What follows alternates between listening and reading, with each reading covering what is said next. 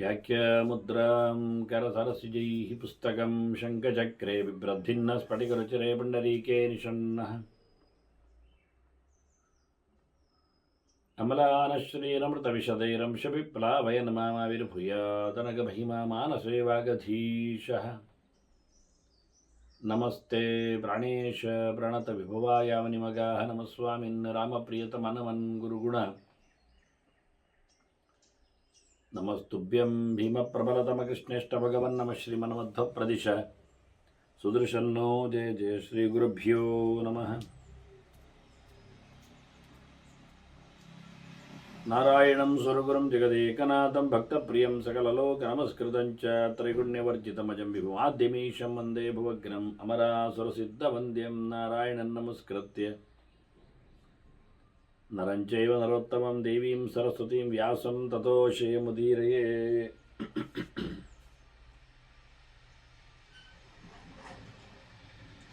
ವೇದವ್ಯಾಸುರ ಮಹಾಭಾರತದ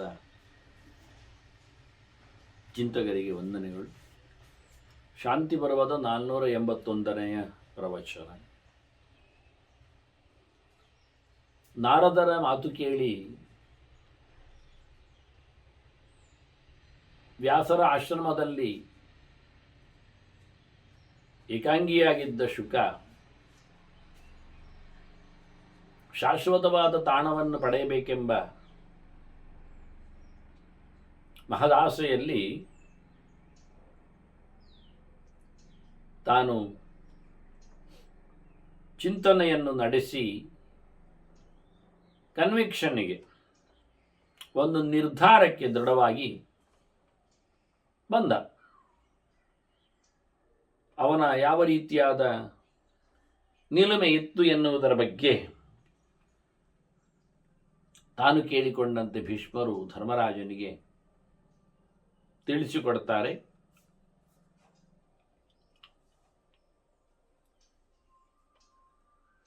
ತಥೋ ಮುಹೂರ್ತಂ ಸಂಚಿಂತ್ಯ ನಿಶ್ಚಿತಾಂ ಗತಿಂ ಆತ್ಮನಃ.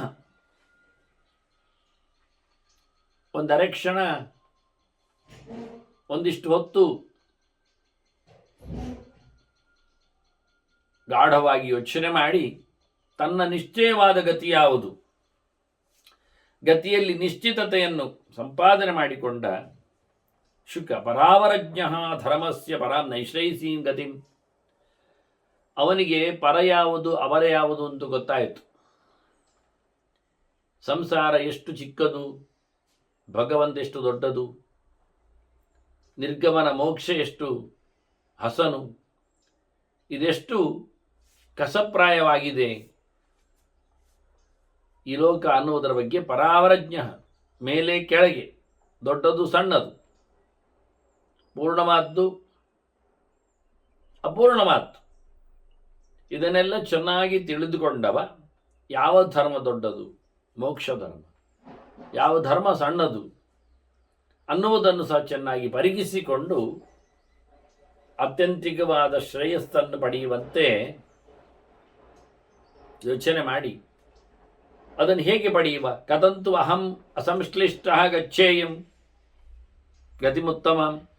ಯಾವುದಕ್ಕೂ ಅಂಟಿಕೊಳ್ಳದೆ, ಸಿಕ್ಕಿ ಬೀಳದೆ, ಒದ್ದಾಡದೆ ನಾನು ಯಾವ ನೆಲೆಯಲ್ಲಿ ಹೊರಟೋದೇನು. ನಾವರ್ತೇಯಂ ಯಥಾ ಭೂಯ. ಮತ್ತೆ ಬರಬಾರ್ದು. ಎಲ್ಲಿಗೆ? ಇವನು ಸಂಸಾರ ಸಾಗರೇ, ಈ ಹುಟ್ಟು, ಈ ಸಂಸಾರ, ಈ ಕಡಲಿಗೆ ಮತ್ತೆ ನಾನು ಇಳಿಬಾರದು. ಆ ರೀತಿಯಾಗಿ ನಾನು ಹಿಂತೆರಳದಂತೆ ಮತ್ತೆ ತೆರಳಿ ಬಿಡಬೇಕು ಅಂತ ಹೇಳಿ ಅದ್ಭುತವಾದ ಉಚ್ಚವಾದಂತಹ ಅಭಿಪ್ರಾಯದೊಂದಿಗೆ ಪರಂ ಭಾವಂ ಹಿ ಸಾಂಕ್ಷಾಮಿ ಯತ್ರ ನಾವರ್ತತೆ ಪುನಃ. ಅಂತಹ ನಿಲುಗಡೆಯನ್ನು ನಾನು ಪಡೆಯಲೇಬೇಕು. ಅಂತಹ ಉದಾತ್ತವಾಗಿರತಕ್ಕಂತಹ ಇರುವಿಕೆಯನ್ನು ನಾನು ಸಂಪಾದನೆ ಮಾಡಲಿಕ್ಕೆ ಉಂಟು. ಅದಕ್ಕಾಗಿ ಎಲ್ಲರನ್ನು ತೊರಿತೇನೆ, ಎಲ್ಲವನ್ನು ಬಿಡುತ್ತೇನೆ, ಎಲ್ಲದ ಸಂಪರ್ಕವನ್ನು ಕಡಿದುಕೊಳ್ಳುತ್ತೇನೆ. ಸರ್ವಸಂಗಾನ ಪರಿತ್ಯಜ್ಯ ನಿಶ್ಚಿತ ಮನಸ ಗತಿಂ ತತ್ರಯಾಸ್ಯಾಮಿ ಯತ್ರಾತ್ಮ ಶರ್ಮಮೇ ಅಧಿಗಮಿಷ್ಯತಿ. ಎಲ್ಲಿ ನನಗೆ ಅಂತರ್ಯಾಮಿಯಾದ ಸ್ವಾಮಿಯಾದ ನಾರಾಯಣನು ನನಗೆ ಸಿಗುತ್ತಾನೋ, ನನಗೆ ಒಳಿತನ್ನು ಕರುಣಿಸುತ್ತಾನೋ ಅಂತಹ ಪ್ರದೇಶಕ್ಕೆ ನಾನು ಹೋಗಬೇಕು, ಅಂಥವರು ನಾನಾಗಬೇಕು. ಅಕ್ಷಯಶ್ಚ ಅವ್ಯಯಶ್ಚೈವ. ನನಗೆ ಮತ್ತೆ ಸಾವು ಬರಬಾರದು, ಸಂಕಟವೂ ಬರಬಾರದು. ಸಂಕಟದಲ್ಲಿ ನಾವು ಕಳ್ಕೊಳ್ಳುತ್ತೇವೆ, ಸಾವಿನಲ್ಲಿ ಇಲ್ಲ ಆಗ್ತೇವೆ. ಆದ್ದರಿಂದ ನನಗೆ ಕೊರತೆಯೂ ಬರಬಾರದು, ಕೊನೆಯೂ ಬರಬಾರದು ಅನ್ನುವ ನೆಲೆಯಲ್ಲಿ ಬಹಳ ಸುಂದರವಾಗಿ ಆತ ಗಟ್ಟಿ ಮನಸ್ಸು ಮಾಡಿಕೊಂಡು ಯತ್ರ ಸ್ಥಾಸ್ಯಾಮಿ ಶಾಶ್ವತಃ ಶಶ್ವತೈಕ ಪ್ರಕಾರನಾಗಿ ಬದಲಾವಣೆಗೊಳ್ಳದೆ ವಿಕಾರವನ್ನು ಪಡೆಯದೆ ಸಹಜವಾದ ಸ್ಥಿತಿಯಲ್ಲಿ ಸ್ವರೂಪಭೂತನಾಗಿ ಇರಬೇಕು ನಾನು ಅಂತ ಯೋಚನೆ ಮಾಡಿ ಇದನ್ನು ಹೊಂದಿಕೊಳ್ಳುವುದು ಹೇಗೆ? ನತಿಯೋಗ ಬರತೆ ಶಕ್ತಿಯ ಪ್ರಾಪುನಿಯ ಪರಮಾಂಗತಿ. ಇದು ಯೋಗ ಇಲ್ಲದೆ ಆಗುವುದಿಲ್ಲ, ಸಹಜವಾದ ಶಕ್ತಿಯಲ್ಲಿ ಕೆಲಸ ಮಾಡುವುದಿಲ್ಲ. ಯೋಗದಿಂದ ಮಾತ್ರ ಸಾಧ್ಯ ಉತ್ತಮವಾದ ಗತಿಯನ್ನು ಪಡೆಯಲಿಕ್ಕೆ ಅನ್ನುವ ದೃಢ ನಿರ್ಧಾರವನ್ನು ಮಾಡಿಕೊಂಡು ಈ ಯೋಗಗತಿಯಲ್ಲಿ ನಾವು ಬಂಧನವನ್ನು, ಸಂಸಾರವನ್ನು, ಕಟ್ಟುಪಾಡನ್ನು ಕಳಿಸಿಕೊಳ್ಳಲಿಕ್ಕೆ ಬರುತ್ತದೆ. ಅವಬಂಧೋ ಹಿ ಬದ್ಧಸ್ಯ ಕರ್ಮಭೇದನೋಪಪದ್ಯತೆ. ಕರ್ಮತಂತ್ರಗಳಿಂದ ಬಂಧನವನ್ನು ಕೆಳಗೆ ಮಾಡಲಿಕ್ಕೆ ಬರುವುದಿಲ್ಲ, ಸಡಿಲ ಆಗುವುದಿಲ್ಲ, ಅದು ಮತ್ತು ಇನ್ನಷ್ಟು ಜಟಿಲ ಆಗ್ತದೆ. ಹಾಗಾಗಿ ಬಂಧ ಧ್ವಂಸ ಮಾಡಿಕೊಳ್ಳಬೇಕಾದರೆ ನಾನು ಕರ್ಮತಂತ್ರಗಳಲ್ಲಿ ಇರಲಿಕ್ಕೆ ಆಗುವುದಿಲ್ಲ, ನಾನು ಯೋಗಿ ಆಗಬೇಕು. ಯಸ್ಮಾದ್ ಯೋಗಂ ಸಮಾಸ್ಥಾಯ ತ್ಯಕ್ತ್ವಾ ಗೃಹ ಕಳೇಬರಂ ವಾಯುಭೂತಃ ಪ್ರವೇಕ್ಷ್ಯಾಮಿ ತೇಜೋರಾಶಿಂ ದಿವಾಕರಂ. ಅಂತಿಂತಹ ಯೋಗದ ಕಥೆ ಅಲ್ಲದು, ಬಹಳ ಗಟ್ಟಿಯಾದ ಉದಾತ್ತವಾದ ಯೋಗ ಅದು. ಅದರಿಂದ ನಾನು ನನ್ನ ದೇಹಪ್ರಾಯವಾದ ಈ ದೇಹವನ್ನು ಬಿಡಬೇಕು. ಇದರಲ್ಲಿ ನಾನು ಆವಾಸ ಮಾಡಿದ್ದೇನೆ, ನನ್ನ ಆವಾಸಕ್ಕೆ ಯೋಗ್ಯವಾದ ಈ ದೇಹ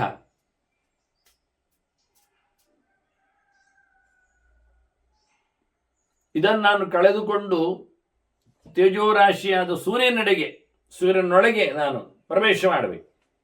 ಹೇಗೆ ಸಾಧ್ಯ ಆಗ್ತದೆ? ಗಾಳಿಯಾಗಿ. ಗಾಳಿಗೆ ಸರ್ವತ್ರ ಗತಿ ಇದೆ, ಗಾಳಿ ಬಿಸಿ ಆಗ್ತದೆ ಅಷ್ಟೇ ಅಲ್ವಾ?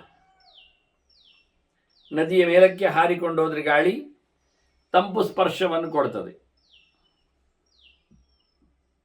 ಸೂರ್ಯನೆಡೆಗೆ ಬಿಸಿಯೆಡೆಗೆ ಗಾಳಿ ತೆರಳಿದ್ರೆ ಬಿಸಿ ಬಿಸಿ ಆಗ್ತದೆ, ಅದು ಗಾಳಿ ಇರ್ತದೆ. ಆದ್ರೆ ನಾನು ಗಾಳಿ ಆಗ್ತೇನೆ, ಸೂರ್ಯನೊಳಗೆ ತೆರಳುತ್ತೇನೆ ಅಂತ ಯೋಚನೆ ಮಾಡಿದ. ಸೂರ್ಯನೊಳಗೆ ಹೋದರೆ ಸೂರ್ಯನಿಗೆ ಹೋಗ್ತಾನೆ, ನಹ್ಯೇಷಃ ಕ್ಷಯತಾಯಿಯಾತಿ ಅಂತಾನೆ. ಇವ ಚಂದ್ರ ಅಲ್ಲ. ಸೋಮಹಾಸುರಗಣೈರ್ಯಥ. ಚಂದ್ರನಿಗೆ ಅಮೃತ ಕಲೆಗಳನ್ನು ದೇವತೆಗಳು ಕುಡಿತಾರೆ, ಹಾಗಾಗಿ ಅವನದ್ದು ಖಾಲಿ ಆಗ್ತದೆ. ಮತ್ತೆ ಪುನಃ ಅವನನ್ನು ಆಪ್ಯಾಯನ ಮಾಡುತ್ತಾರೆ, ಮುದುಗೊಳಿಸ್ತಾರೆ, ಆದ್ದರಿಂದ ಮತ್ತೆ ಅವನು ತುಂಬಿಸಿಕೊಳ್ಳುತ್ತಾನೆ. ಹೀಗೆ ಚಂದ್ರನ ಕಲೆಗಳಲ್ಲಿ ಏರುಪೇರುಗಳಿವೆ, ವೃದ್ಧಿಕ್ಷಯಗಳಿವೆ. ಹಾಗಾಗಿ ನಾನು ಚಂದ್ರಲೋಕದೆಡೆಗೆ ಸಾಗುವುದಿಲ್ಲ, ಅಕ್ಷಯ ಮಂಡಲನಾದ ಸೂರ್ಯನೆಡೆಗೆ ಸಾಗ್ತೇನೆ ನಾನು. ಇವ ಕಂಪಿತಃ ಪತತೆ ಭೂಮಿ ಪುನಶ್ಚೈವ ಅಧಿರೋಹತಿ. ಚಂದ್ರನು ಕೆಳಗಿಳಿತಾನೆ, ಮೇಲಕ್ಕೆ ಹೋಗ್ತಾನೆ, ಕಲೆ ತುಂಬಿಸಿಕೊಳ್ತಾನೆ, ಕಲೆ ಕಳೆದುಕೊಳ್ತಾನೆ. ನನಗದು ಬೇಡ. ರವಿಸ್ತು ಸಂತಾಪಯತೆ ನಿತ್ಯಂ ಅಕ್ಷಯ ಮಂಡಲ. ಭಯಂಕರ ಬಿಸಿಗೊಳಿಸ್ತಾನೆ ರವಿ, ಆದರೆ ಒಂದು ಚೂರು ಅವನು ಕಳ್ಕೊಳ್ಳುವುದಿಲ್ಲ. ನಿತ್ಯಂ ಅಕ್ಷಯ ಮಂಡಲ. ಅದರಿಂದ ಒಂದು ದಿನ ಸೂರ್ಯ ಇಲ್ಲ ಆಗ್ತಾನೆ ಹೇಳತಕ್ಕಂಥ ವೈಜ್ಞಾನಿಕವಾದ ವಾದ ಅದು ಅದರ ಬಗ್ಗೆ ಚೆನ್ನಾಗಿ ತಿಳ್ಕೊಳ್ಳದೇ ಇರತಕ್ಕಂತಹ ಮಾತದು. ಸೂರ್ಯ ಉರಿಯುವ ಗೋಳ, ತೇಜಸ್ಸಿನ ರಾಶಿ ಅದು ಖಾಲಿಯಾಗುವುದಿಲ್ಲ. ನನಗೊಂದು ಕೆಲವೆಲ್ಲ ಇದು ತತ್ವಗಳು ಬಹಳ ಸೋಲನ್ನುಂಟು ಮಾಡುವುದು. ಈ ಪೆಂಡುಲಂ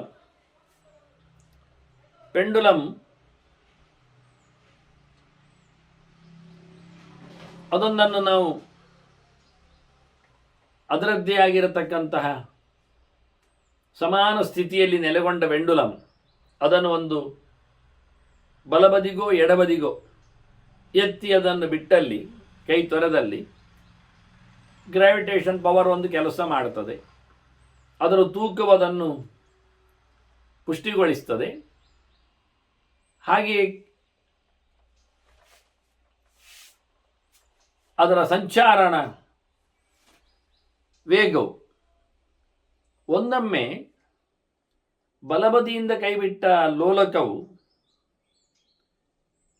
ಅದು ತನ್ನ ಮಧ್ಯಬಿಂದುವಿಗೆ ಬರುವುದಷ್ಟೇ ಅಲ್ಲದೆ ತನ್ನ ವೇಗವನ್ನು ವೃದ್ಧಿಸಿಕೊಂಡಂತೆ ಕೆಳಗೆ ಬಂದಾಗ ಅದಕ್ಕನುಗುಣವಾಗಿ ಎಡಬದಿಯಲ್ಲಿಯೂ ಸಹ ಅದು ಮೇಲಕ್ಕೆ ಏರ್ತದೆ ಎನ್ನುವುದಷ್ಟೇ ಸತ್ಯ. ಹಾಗಾಗಿ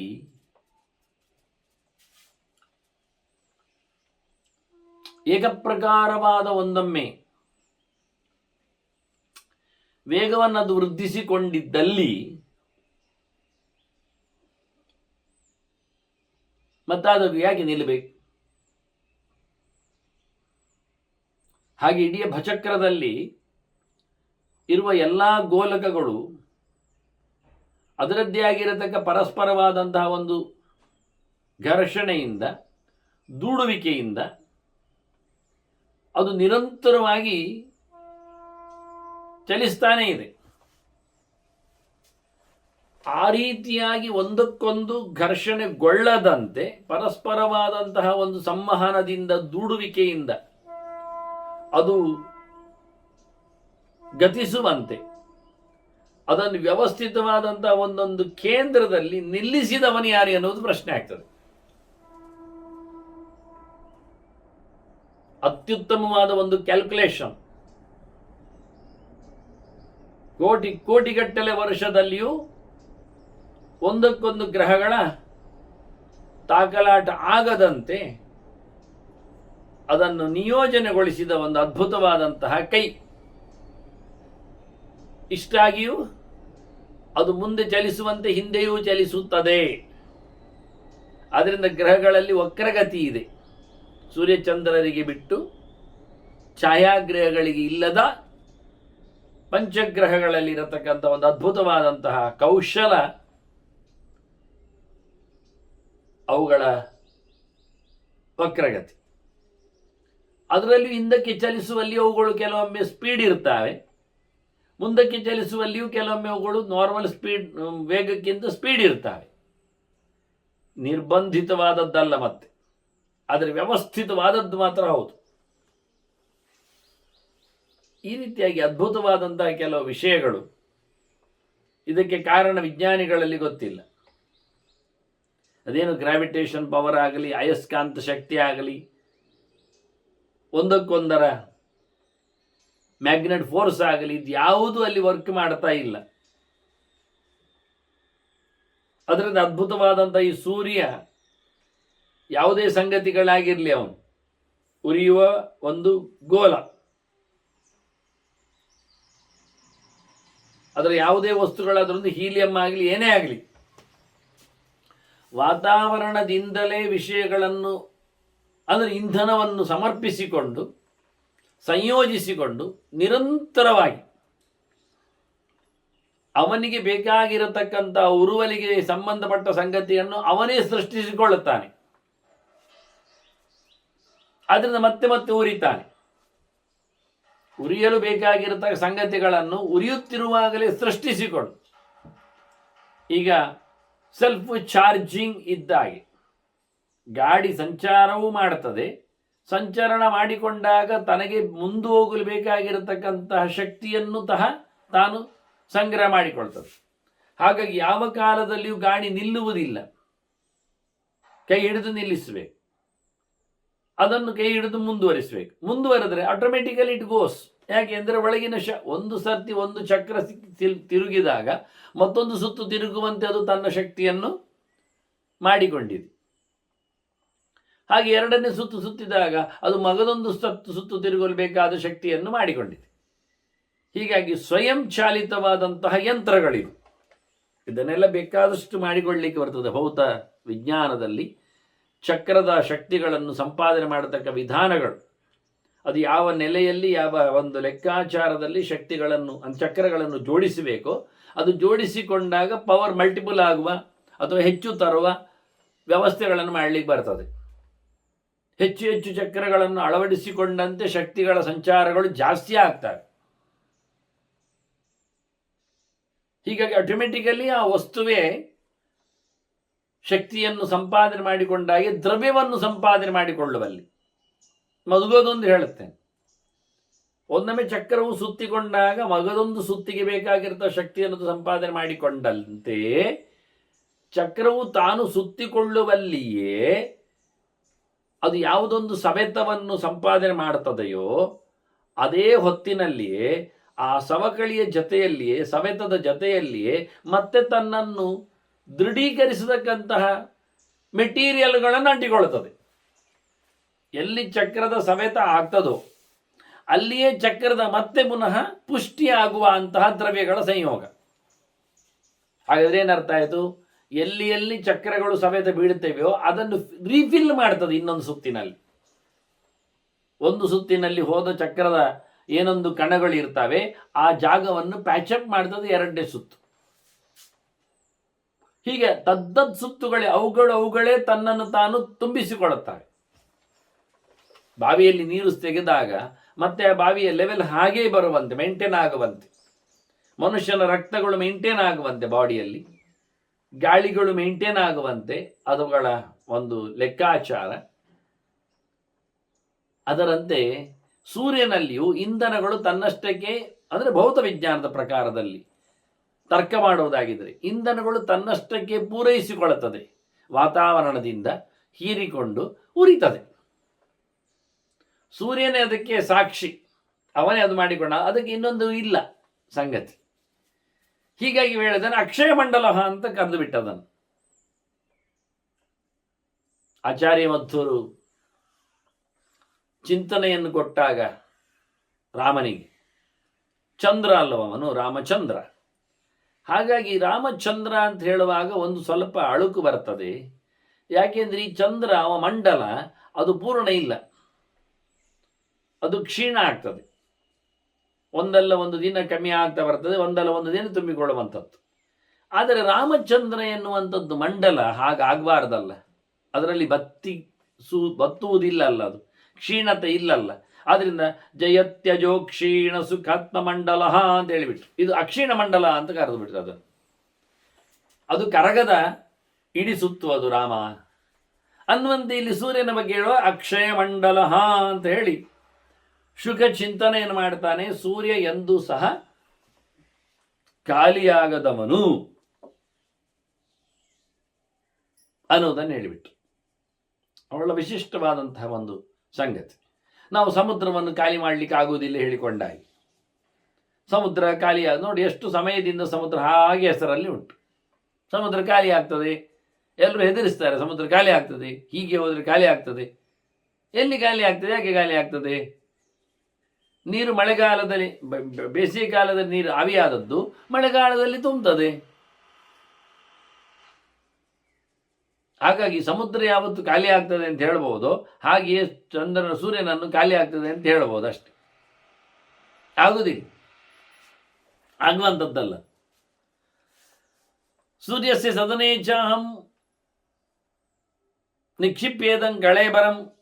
ನಾನು ಸೂರ್ಯನ ಮನೆಯಲ್ಲಿ ನೋಡಿ, ಸೂರ್ಯನಿಗೆ ಮನೆ ಉಂಟು, ಸೂರ್ಯನ ತಾಣದಲ್ಲಿ ನಾನು ಈ ದೇಹವನ್ನು ಬಿಡ್ತೇನೆ, ನಾನಲ್ಲಿ ಮತ್ತೆ ಅಲ್ಲಿಂದ ಹೊರಟೋಗ್ತೇನೆ ಅನ್ನುವ ನೆಲೆಯಲ್ಲಿ ಹೇಳ್ತಾ ಇದ್ದೆ. ನಾನು ಸೂರ್ಯನಲ್ಲಿ ಇದ್ದು ಬಿಡ್ತೇನೆ, ಸೂರ್ಯಸ್ಯ ಸದನೇಚ್ಛಾಹಂ.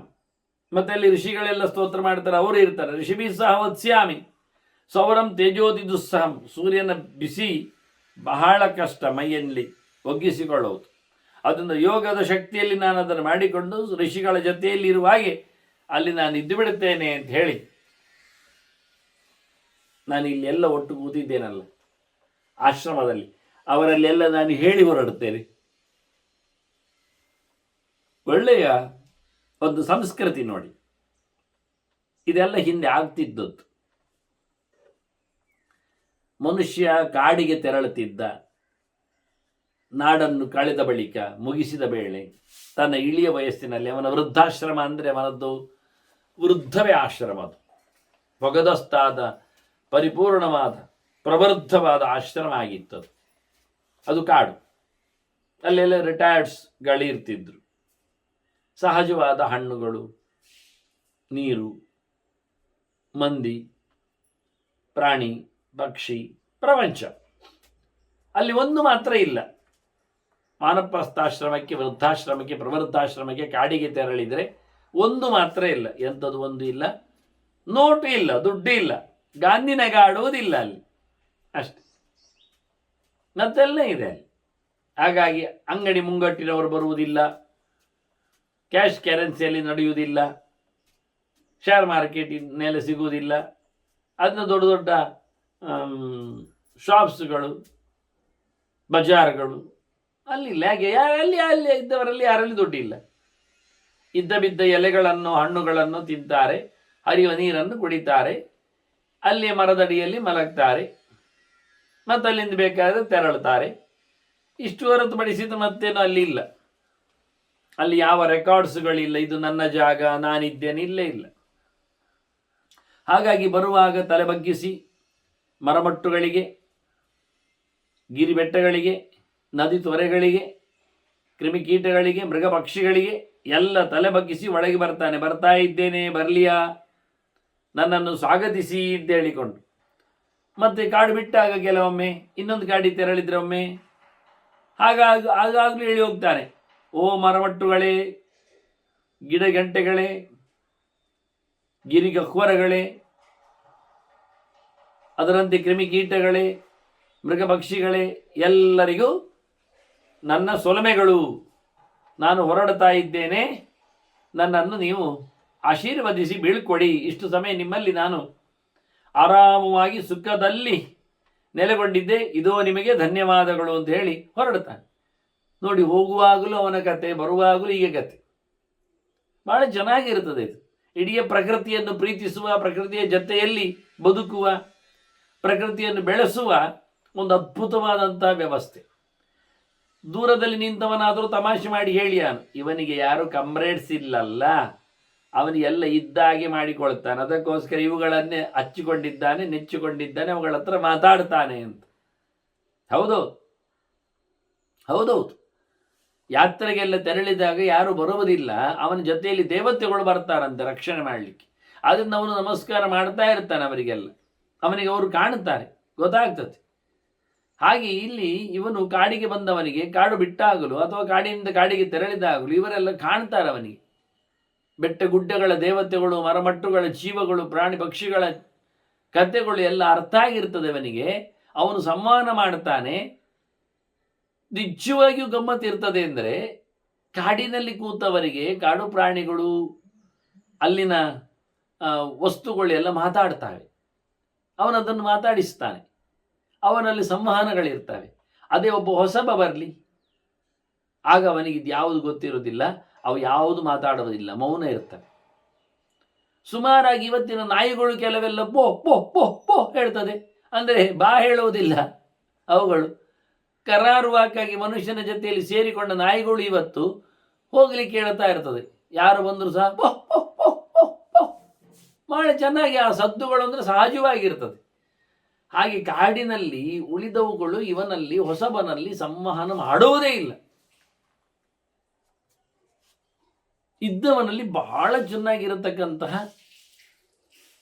ಅಚ್ಚುಮೆಚ್ಚಿನವಾದ ಸಂಪತ್ತು, ಸಂಬಂಧ ಇರ್ತದೆ. ಹಾಗಾಗಿ ಇವನು ಬಹಳ ಚೆನ್ನಾಗಿ ಎಲ್ಲರಿಗೂ ಸಹ ಶುಕ ಇದ್ದಲ್ಲಿ ಹೇಳಿ ಹೋಗ್ತಾ ಇದ್ದಾನೆ. ಅಪೃಚ್ಛಾಮಿ, ನಿಮ್ಮನ್ನು ಕೇಳಿಕೊಳ್ಳುತ್ತೇನೆ, ನಾನು ಹೊರಡ್ತಾ ಇದ್ದೇನೆ. ನಗಾನ್ ನಾಗಾನ್ ಗಿರೀನ್ ಉರ್ವೀಂ ದಿಶೋ ದಶ. ನೋಡಿ ಅವನ ಬಗ್ಗೆ, ಮರಮಟ್ಟುಗಳಿಗೆ, ಗಿರಿ ಶಿಖರಗಳಿಗೆ, ಮತ್ತೆ ಓಡಾಡುತ್ತಿರುವ ಪ್ರಾಣಿ ಪಕ್ಷಿಗಳಿಗೆ, ನೆಲಕ್ಕೆ, 10 ದಿಕ್ಕುಗಳಿಗೆ, ಹೋಗದವುಗಳಿಗೆ ಹೋಗುವವುಗಳಿಗೆ ಅಂದ. ಹೋಗದವುಗಳು ಮರಮಟ್ಟುಗಳು, ಹೋಗುವವುಗಳು ಪ್ರಾಣಿ ಪ್ರಪಂಚ ಪಕ್ಷಿ ಪ್ರಪಂಚ. ತಟಸ್ಥವಾಗಿ ನಿಂತವುಗಳು ಹೋಗುವವುಗಳಲ್ಲದೆಯೂ ಸಹ ಚೈತನ್ಯ ಕಾಣದಿರತಕ್ಕಂಥ ಬೆಟ್ಟಗುಡ್ಡಗಳು.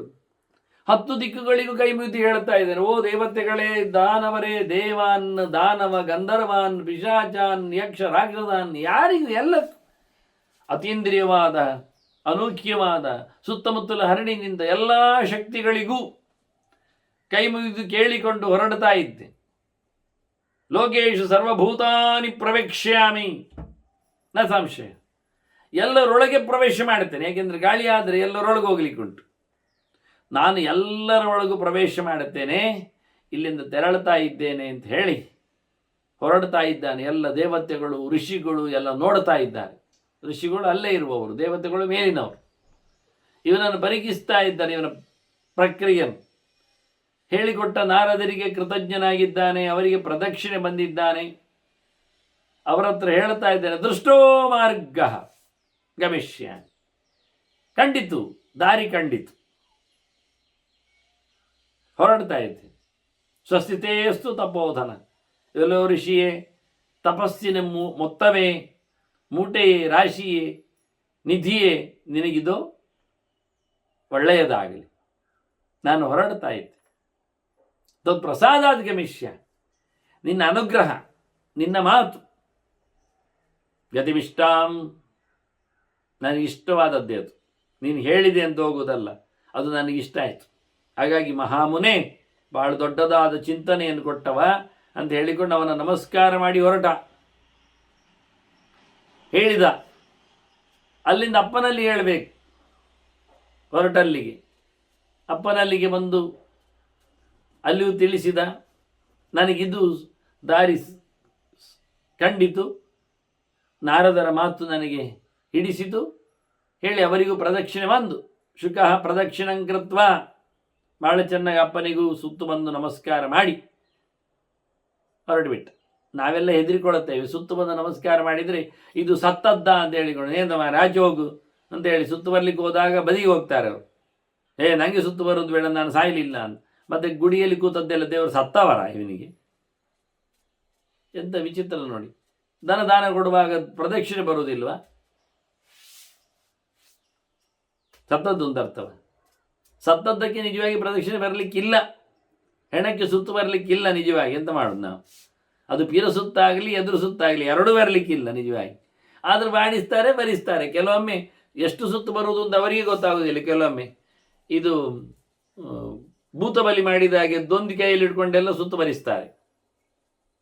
ಯಾವುದು ಸರಿ ಇಲ್ಲದ್ದು ಮಾಡುತ್ತಾರೆ. ಯಾವತ್ತು ನಾವಾಗಿ ಹೇಳಿದ್ದು ಮಾಡುವುದಿಲ್ಲ, ಹೇಳದ್ದು ಮಾಡುವುದರಲ್ಲೇ ನಮ್ಮದು ತಾತ್ಪರ್ಯ. ಎಲ್ಲ ಕಡೆ ಅಂಥದ್ದೇ ಇರುವುದು. ಪ್ರತಿಯೊಂದು ವಿಷಯದಲ್ಲಿಯೂ ನಮ್ಮದು ಕತೆ ಎಷ್ಟು ಕೇಳಿದರೆ ಅದುವೇ. ಹೇಳದ್ದು ಮಾಡ್ತೇವೆ, ಹೇಳಿದ್ದು ಮಾಡುವುದಿಲ್ಲ. ನಾವು ಎಕ್ಸ್ಪರ್ಟ್ ಎಲ್ಲಿ ಕೇಳಿದರೆ, ನಮ್ಮ ಬುದ್ಧಿವಂತಿಕೆಯಲ್ಲಿ ಹೇಳಿದರೆ, ಚಾಣಾಕ್ಷತನೆಯಲ್ಲಿ ಹೇಳಿದರೆ, ಶಾಸ್ತ್ರವನ್ನು ಹೇಳಿದ್ದನ್ನು ಬಿಟ್ಟಿರ್ತೇವೆ, ಶಾಸ್ತ್ರ ಹೇಳದೇ ಇದ್ದದ್ದನ್ನು ಮಾಡಿರ್ತೇವೆ. ಅದನ್ನೇ ಜನ ತಿಳ್ಕೊಂಡದ್ದು ಅಂತ ತಿಳ್ಕೊಂಡಿರ್ತಾರೆ. ಅದೇ ಗೊತ್ತಿಲ್ಲ ಅಂದರೆ ಗೊತ್ತಿಲ್ಲ ಅಂತ ತಿಳಿದಿರ್ತಾರೆ. ಅದೇ ಕಷ್ಟ. ಹೌದು, ಅದೆಲ್ಲ ನನಗೆ ಗೊತ್ತಿಲ್ಲ ಹೇಳಿದರೆ, ಹೌದು ನಿಮ್ಗೆ ಗೊತ್ತೇ ಇಲ್ವಾ ಶೇ ಅಂತ. ನೋಡಿ, ಪರ್ಕಡ್ ವಿದ್ಯೆ ನಮಗೆ ಗೊತ್ತಿರಬೇಕು, ಅದೇ ವಿದ್ಯೆ ಅವರ ಲೆಕ್ಕಾಚಾರದಲ್ಲಿ. ಶಾಸ್ತ್ರ ವಿದ್ಯೆ ಅದು ಗೊತ್ತಿರಬಾರ್ದು, ಅವರಿಗೆ ಗೊತ್ತೇ ಇಲ್ಲ ಅದಂತದ್ದುಂಟು ಅಂತ. ಸರಿ ಮಾಡಲಿಕ್ಕೆ ಬಾರದೇ ಇದ್ದಾಗೆ. ಎಂಥ ವಿಚಿತ್ರ ನೋಡಿ. ಹಾಗಾಗಿ ಅಪ್ಪನಲ್ಲಿ ಹೇಳಿದ್ರೆ, ಅಪ್ಪ ಹೇಳ್ತಾನೆ, ಭಾರಿ ಖುಷಿ ಪಟ್ಟಿದ್ದಾನೆ ಅಪ್ಪ, ಎಲ್ಲ ಇಷ್ಟು ಸಂಗತಿ ನನ್ನ ಮಗನಿಗೆ ಅರ್ಥ ಆಯ್ತಲ್ಲ ಅಂತ ಹೇಳಿಕೊಂಡು. ಆದರೆ ವ್ಯಾಸರು ಹೇಳ್ತಾರೆ, ಮಗ ಒಂಚೂರು ಒತ್ತಿರು. ಭೋಭೋ ಪುತ್ರಸ್ತೀಯತಾಂ ತಾವದದ್ಯ ಯಾವಚ್ಚಕ್ಷು ಪಿರಣಯಾಮಿ ತ್ವದರ್ಥೇ. ನನ್ನ ಕಣ್ಣು ತುಂಬಿಸಿಕೊಡಬೇಕು. ಒಂಚೂರು ನಿಂತು ಚೂರು ಒತ್ತಿರು. ಅದ್ಭುತವಾದ ವಿಷಯ ಅಂದರೆ, ದಶರಥ ಸಿಕ್ಕಿಬಿದ್ದ ಕೈಗೆಯ ಮಾತಿಗೆ. ರಾಮನಲ್ಲಿ ತಿಳಿಸಿಬಿಟ್ಟ. ರಾಮ ಹೊರಟ. ಹೋಗುವಾಗ ದಶರಥ ಹೇಳ್ತಾನೆ, ರಾಮ, ಇವತ್ತೊಂದು ದಿನ ಇದ್ದು ಬಿಡು, ನಿನ್ನ ನಾನು ನೋಡಬೇಕು, ಸಂತೋಷ ಪಡಬೇಕು, ನನ್ನ ಕಣ್ಣು ತುಂಬಿಸಿಕೊಳ್ಳಬೇಕು ಅಂತ. ರಾಮ ಹೊರಟೇ ಬಿಟ್ಟ.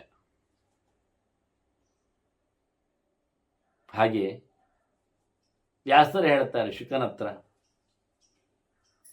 ಈಗ ಇದ್ದು ಬಿಡು ಒಮ್ಮೆ, ನಾನು ನೋಡಿಬಿಡ್ತೇನೆ ಪೂರ್ತಿ ನಿನ್ನನ್ನು ಅಂತ. ಹೊರಟ ಶುಕ, ಹೊರಟ ಕೈಲಾಸ ಹತ್ತಿದ. ಅಲ್ಲಿ ಹೋಗಿ ಸಮೇ ದೇಶೇ ವಿವಿಕ್ತೇ ಸಹ ನಿಶ್ಚಲಾಗ ಉಪಾವಿಶತ್, ಗಟ್ಟಿ ಕೂತು ಬಿಟ್ಟ. ಯಾವುದು ಇಲ್ಲದ ಏಕಾಂತ ತಾಣಕ್ಕೆ ಹೋಗಿದ್ದಾನೆ. ಹಕ್ಕಿಯೂ ಇಲ್ಲ ಅಲ್ಲಿ, ಸದ್ದೂ ಕೇಳುವುದಿಲ್ಲ ಅಲ್ಲಿ. ಅಂತ ಕಡೆಯಲ್ಲಿ ಪೂರ್ವಕ್ಕೆ ಮೋರೆ ಹಾಕಿ ಸೂರ್ಯೋದಯದ ನೆಲೆಗೆ ತಾನು ಕೂತುಬಿಟ್ಟಿದ್ದಾನೆ. ಕೋಲಿನಾಗೆ ಕಾಣುತ್ತಾ ಇದ್ದಾನೆ. ಜಡವಾದ ಸೊತ್ತು ಆಗಿಬಿಟ್ಟಿದ್ದಾನೆ. ಧರಯಾಮಾಸಜಾತ್ಮಾನಂ ಯಥಾಶಾಸ್ತ್ರಂ ಯಥಾ ವಿಧಿ. ಭಗವಂತನನ್ನು ಧ್ಯಾನದಲ್ಲಿ ಮನಸ್ಸಿನಲ್ಲಿ ಹೊತ್ತುಕೊಂಡಿದ್ದಾನೆ. ಹೃದಯ ಮಂಟಪದಲ್ಲಿ ಭಗವಂತನನ್ನು ನೆಲೆಗೊಳಿಸಿದ್ದಾನೆ. ಯಾಕೆ ಅಂದರೆ ಯಥಾಶಾಸ್ತ್ರಂ ಯಥಾವಿಧಿ.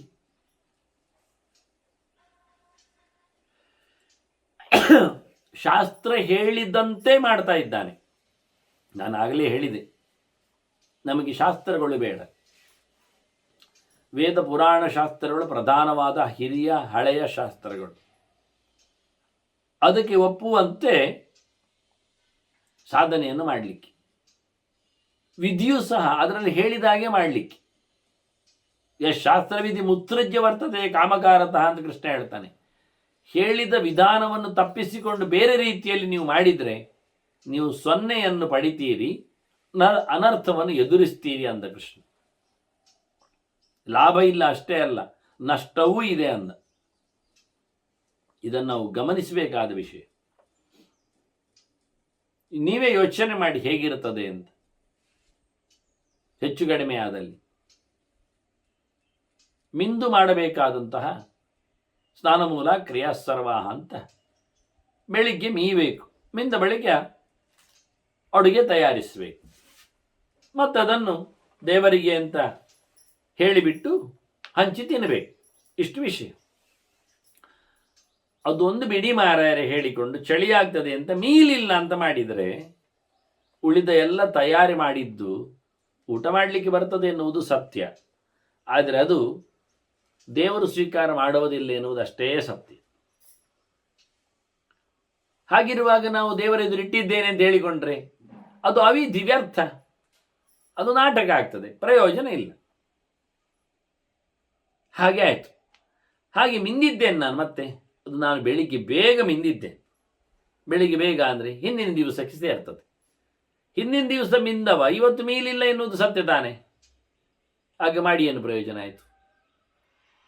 ಆಗಲೂ ದೇವರು ತಗೊಳ್ಳುವುದಿಲ್ಲ. ಸಾವಿರಾರು ಜನರಿಗೆ ಊಟ ಮಾಡಿಸಲಿಕ್ಕೆ ಉಂಟು ಹೇಳಿ ನಾನು ಬೇಗ ಇವತ್ತು ತಯಾರು ಮಾಡಿದ್ದೇನೆಂದರೆ ಅಷ್ಟು ಸಾವಿರ ಜನರ ಬಡಿಸಿದ ಪೂರ್ಣವಾದಂತಹ ಲೆಕ್ಕ ಪುಣ್ಯ 0 ಆಗ್ತದೆ. ಎಂತ ಮಾಡುವ ಈಗ?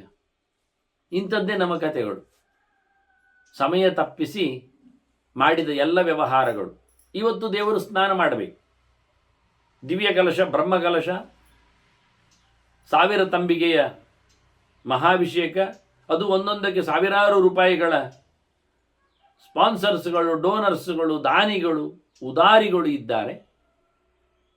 ಆದ್ರೇನು ಮಾಡಿದ್ದೇವೆ ಅಂದರೆ ಇವತ್ತು ಸ್ನಾನ ಮಾಡಲಿಕ್ಕೆ ದೇವರು ಅದನ್ನೆಲ್ಲ ಯಾರು ತಯಾರು ಮಾಡೋದು ಹೇಳಿ ನಿನ್ನೆ ತಯಾರು ಮಾಡಿಟ್ಟಿದ್ದೇವೆ. ನಿನ್ನೆ ಯಾವಾಗ ತಯಾರು ಮಾಡಿದ್ರಿ?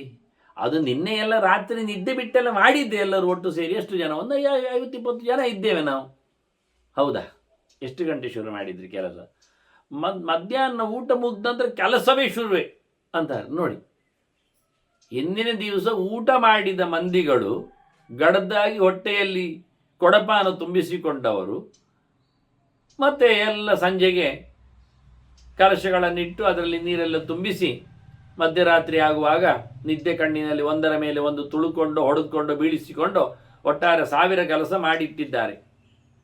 ಮರುದಿನ ದೇವರ ಮಂಡೆಗೆ ಅದು ಬೀಳುತ್ತದೆ. ದಿವ್ಯಾಮೃತ ಹಸ್ತಗಳಿಂದೆಲ್ಲ ಕೆಲವು ಬೋಳಿಸಿಕೊಂಡವರ ಬೋಳಿಸುವ ಬಹಳ ದೊಡ್ಡ ಜನರ ಅಮರದ ಹಸ್ತಗಳಿಂದೆಲ್ಲ ಅದು ಅಭಿಷೇಕಗೊಳ್ಳಲ್ಪಡುತ್ತದೆ. ಆದರೆ ನೀರು ಮಾತ್ರ ನಿನ್ನೆತ್ತು, ಮೀಯುವುದು ಮಾತ್ರ ಇವತ್ತು. ಎಂತಹ ಪುಣ್ಯಾತ್ಮ ನಮ್ಮ ದೇವರು ನೋಡಿ. ಕೆಲವೊಮ್ಮೆ ಪಾಪಾತ್ಮರ ಕೈಯಲ್ಲಿ ಸಿಲುಕಿ ಹಾಕೊಂಡ ಕತೆ ನೋಡಿದರೆ ಇಂಥದ್ದು ನಡೀತಾನೆ ಇರ್ತದೆ. ಇದೇ ದೊಡ್ಡ ದೇವರು. ಮತ್ತೆ ನೋಡ್ಲಿಕ್ಕೆ ಹೋದ್ರೆ ಇದೇ ಮತ್ತೆ ವೈಭವ. ಮುಂದೆ ನಡೆದದ್ದೆಲ್ಲ ಹೀಗೆ ಮೀಯದ ದೇವರಿಂದಲೇ ಮುಂದಿನ ಎಲ್ಲ ಕಾರ್ಯಭಾರಗರು. ಎಂತ ಮಾಡ್ತೀರಿ? ಆದ್ದರಿಂದ ಇಲ್ಲಿ ಹೇಳ್ತಾನೆ ಯಥಾಶಾಸ್ತ್ರಂ ಯಥಾ ವಿಧಿ ಅಂತ. ಹೇಳಿದರಲ್ಲಿಯೂ ಕೇಳಿಕೊಂಡದ್ದು ಸರಿ ಇರಬೇಕು. ಯಾವುದೋ ಶಾಸ್ತ್ರಗಳಲ್ಲಿ ಯಾವುದೋ ವಿಧಿ ಆಗುವುದಿಲ್ಲ. ನಮಗೆ ಎಷ್ಟೋ ಕವಲುಗಳು ಬಂದಿವೆ ಶಾಸ್ತ್ರಗಳಿದ್ದು ಇವತ್ತು. ಹೇಳಿದ್ದಲ್ಲ ಯೋಗದಲ್ಲಿಯೇ, ಯೋಗದಲ್ಲಿದ್ದಾನಲ್ಲ ಈಗ ಶುಕ. ಯೋಗದಲ್ಲಿಯೇ 2 ಇದೆ. ಎಂಥದ್ದು 2 ಅಂದರೆ, ಒಂದು ನಿರೀಶ್ವರ ಯೋಗ, ಒಂದು ಶೇಶ್ವರ ಯೋಗ ಅಂತ. ಒಂದು ದೇವರನ್ನು ಒಪ್ತದೆ, ಒಂದು ದೇವರನ್ನು ಒಪ್ಪುವುದಿಲ್ಲ ಅಂತ. ಹಾಗಾದ್ರೆ ಅರ್ಥ ಏನಾಯಿತು? ಹಾಗಾದ್ರೆ ಏನು ಅಂತ ಕರಿತೀನಿ? ಅದು ಯೋಗಶಾಸ್ತ್ರ ಅಂತ ಕರಿತೀರ? ಯೋಗ ಅಂದರೆ ಮನಸ್ಸ ಬ್ರಹ್ಮ ಸಂಯೋಗ ಅಂತ ಹೇಳಿದ್ದಲ್ವ. ಯೋಗ ಅಂದ್ರೇನೆ ದೇವರನ್ನು ನಾನು ಮಾತಾಡಿಸುವುದು ಅಂತ. ಜೀವನ ಮನಸ್ಸು ಭಗವಂತನನ್ನು ಸಂಪರ್ಕಿಸುವುದು. ಅಲ್ಲಿ ಜೀವ ಬೇರೆ, ದೇವ ಬೇರೆ, ಸಂಪರ್ಕಿಸುವ ಮಾಧ್ಯಮ ಬೇರೆ, ಸಂಪರ್ಕ ಬೇರೆ, ಎಲ್ಲ ಗೊತ್ತಾಗ್ತದೆ. ಅದನ್ನಿಲ್ಲಿ ಹೇಳಿದ್ದು ಧಾರಯಾಮಾಸಜ ಆತ್ಮಾನಂ ಅಂತ. ಅಂತರ್ಯಾಮಿಯಾದ ಪರಮಾತ್ಮನನ್ನು, ಸರ್ವತ್ರ ವ್ಯಾಪ್ತನಾದ ಭಗವಂತನನ್ನು ತಲೆಯಲ್ಲಿ ಹೊತ್ತುಕೊಂಡ, ನೆನಪಿನಲ್ಲಿ ತಂದುಕೊಂಡ, ಧಾರಣೆಯಲ್ಲಿ ನೆಲೆಗೊಳಿಸಿದ, ಹೇಳಿದ ಹಾಗೆ ಮಾಡಿದ. ಇಲ್ಲಾದರೆ ಪ್ರಯೋಜನ ಇಲ್ಲ.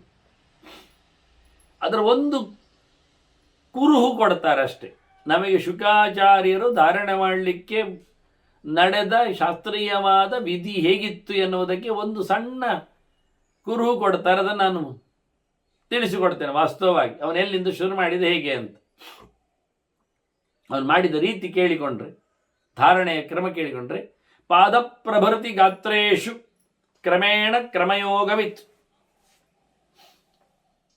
ಭಗವಂತನ ಪಾದಚಿಂತನೆ ಶುರು ಮಾಡಿದ.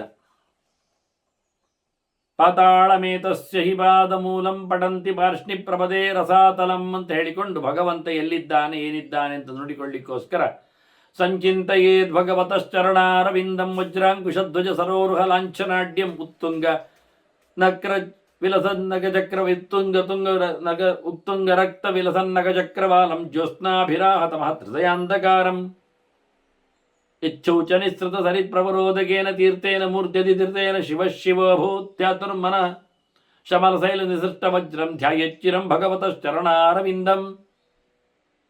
ಪಾದಪ್ರಭೃತಿ, ಭಗವಂತನ ಪಾದವನ್ನು ಪ್ರತಿಷ್ಠೆ ಮಾಡಿದ, ಕೂತಿತು.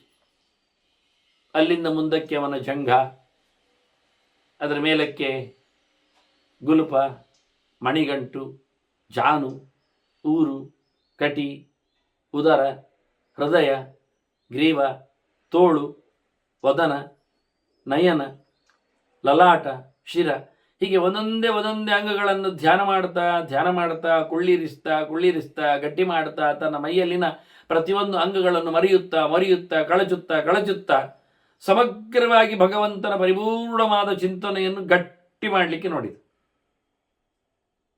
ಕ್ರಮಯೋಗವಿತ್. ಅವನಿಗೆ ಯಾವ ಕ್ರಮ ಅಂತ ಗೊತ್ತಿದೆ. ದೇವರನ್ನು ಕರೆಯುವ ಕ್ರಮ ಗೊತ್ತಿದೆ ಅವನಿಗೆ. ಹೊತ್ತುಕೊಂಡ, ಚೆನ್ನಾಗಿ ಚಿಂತನೆ ಮಾಡಿದ. ನಗುವಂತವನಿಗೆ ಪ್ರಜಹಾಸ, ತುಂಬ ನಕ್ಕ, ಇಡೀ ನಕ್ಕ. ಪ್ರಜಹಾಸ ದದಾ ಹಾಸಂ ಶುಕಃ ಸಂಪ್ರೇಕ್ಷ್ಯ ತತ್ಪರಂ. ಒಳಗೆ ಪರಿಪೂರ್ಣವಾದ ಭಗವಂತನನ್ನು, ಉತ್ತಮನಾದ ವ್ಯಕ್ತಿಯನ್ನು, ತನಗಿಂತ ಭಿನ್ನನಾದ ವಿಲಕ್ಷಣನಾದ ಆ ದೇವನನ್ನು ಕಂಡ. ಪರಂ ಸಂಪ್ರೇಕ್ಷ್ಯ ನೋಡಿಕೊಂಡ. ಓ, ದೇವರು ಕಣ್ಣ ನಕ್ಕು ಬಿಟ್ಟ. ಭಗವಂತನ ಎಚ್ಚರ ಆಯ್ತವನಿಗೆ, ಖುಷಿ ಆಯ್ತವನಿಗೆ. ಮುಗುಳು ನಗೆ, ತುಟಿಯಂಚಿನಲ್ಲಿ ಮಂದಹಾಸ, ಒಳಕಣ್ಣ ದರ್ಶನದಲ್ಲಿ ಭಗವಂತನ ಎಚ್ಚರದಿಂದ ಅದು ಅರಳಿ ನಿಂತಿತು. ಮಹಾಯೋಗೇಶ್ವರೋ ಭೂತ್ವ ಸತ್ಯಕ್ರಾಮತ್ ವಿಹಾಯ ಸಂ. ಅಲ್ಲಿಂದ ಯೋಗ ಗಟ್ಟಿಗನಾಗಿ ಆಕಾಶಕ್ಕೆ ನೆಗೆದ, ಮೇಲಕ್ಕೆ ಹಾರಿದ. ನೋಡ್ತಾ ಇದ್ದಾರೆ ಎಲ್ಲರೂ ಹೋಗುವುದನ್ನು. ತಮುದ್ಯಂತಂ ದ್ವಿಜಶ್ರೇಷ್ಠಂ ವೈನತೆಯ ಸಮದ್ಯುತಿಂ. ಗರುಡನ ಹಾಗೆ. ಹೌದೌದು, ಶಿವತತ್ವ ಗರುಡನಿಗೆ ಸಮನೆ ಅಲ್ವ, ಮತ್ತೆಂತತ್ತು. ಗರುಡನ ಹಾಗೇನು? ಗರುಡನ ಹಾಗೆ ತದ್ವತ್ ಅವನಿಗೆ ಶಿವ ಮತ್ತು ಗರುಡ ಅಂದರೆ ಶೇಷ ಮತ್ತು ಗರುಡ ಇಬ್ಬರು ಸೇಮ್. ಒಬ್ಬ ಹಾಸಿಗೆ, ಒಬ್ಬ ಆಸನ ಅಂದರೆ ವಾಹನ, ಮೆರವಣಿಗೆ. ಅದನ್ನು ಇಬ್ಬರ ಮೇಲೂ ದೇವರು ಕೂತ್ಕೊಳ್ತಾನೆ. ದೇವರು ಇಬ್ಬರ ಮೇಲೆ ಕೂತ್ಕೊಳ್ಳೋದು ಮುಖ್ಯವಾಗಿ ಅವನ ಅಧಿಕೃತ ವ್ಯವಸ್ಥೆ. ಒಂದು ಶೇಷನ ಮೇಲೆ ಕೂತ್ಕೊಳ್ತಾನೆ ಅಥವಾ ಮಲಗ್ತಾನೆ, ಒಂದು ಗರುಡನ ಮೇಲೆ ಸವಾರಿ ಮಾಡ್ತಾನೆ, ಮೆರವಣಿಗೆ ಹೋಗ್ತಾನೆ. ಹಾಗಾಗಿ ಇಬ್ಬರು ಸಮಾನವಾದ ಯೋಗ್ಯತೆ ಇದ್ದವರು, ಶೇಷ ಮತ್ತು ಗರುಡ. ಹಾಗೆ ಇವನೇ ಮುಂದಿನ ಶೇಷ, ಇವನೇ ಶಿವ. ಆದ್ರಿಂದ ಬಹಳ ಚೆನ್ನಾಗಿ ಗರುಡನಾಗೆ ಆಕಾಶದಲ್ಲಿ ಹಾರಿಕೊಂಡು ಹೋಗಿಬಿಟ್ಟ. ಎಲ್ಲರೂ ನೋಡಿದ್ರು. ದದೃಶು ಸರ್ವಭೂತಾನಿ ಮನೋ ಮಾರುತರಮ್ಮಸಂ. ಏನು ಭಯಂಕರ ಸ್ಪೀಡು, ಗಾಳಿ ಹೋದಾಗೆ ಹೋಗ್ತಾ ಇದ್ದಾನೆ.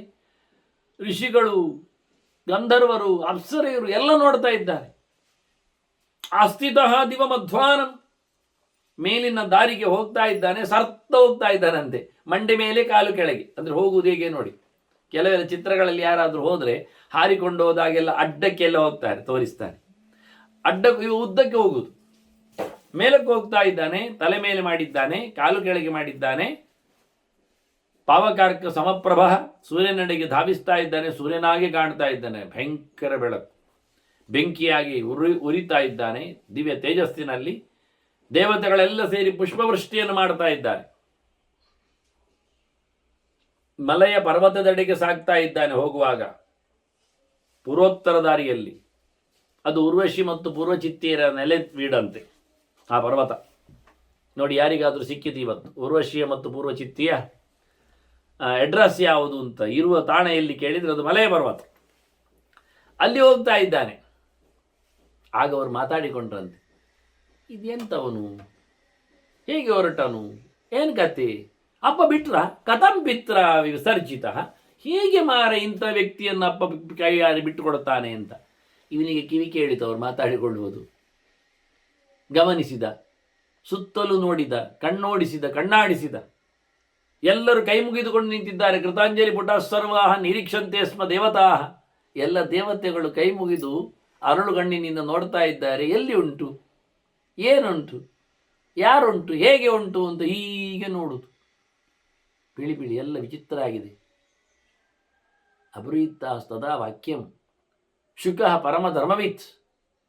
ಉತ್ತರ ಕೊಟ್ಟಾಗ ಮಾತಾಡಿದ. ದೊಡ್ಡ ಧರ್ಮವನ್ನು ತಿಳಿದಿದ್ದಾನವ, ಹಾಗೆ ದೊಡ್ಡ ಧರ್ಮಕ್ಕಾಗಿ ಉತ್ತರ ಕೊಟ್ಟ. ಅಪ್ಪ ಬಿಟ್ಟದ್ದು ಅಂತ ಎನ್ನುವುದು ಆಕ್ಷೇಪ ಆಕ್ಷೇಪ ಅಲ್ವಾ ಒಂದು. ಯಾಕೆ ಅಪ್ಪನನ್ನು ಬಿಡ್ತಾನೆ, ಯಾಕೆ ಅಪ್ಪ ಬಿಡ್ತಾನೆ ನೋಡಿ. ದೊಡ್ಡ ಧರ್ಮ ಅಂತ ಒಂದು ಬೇರೆ ಇದೆ.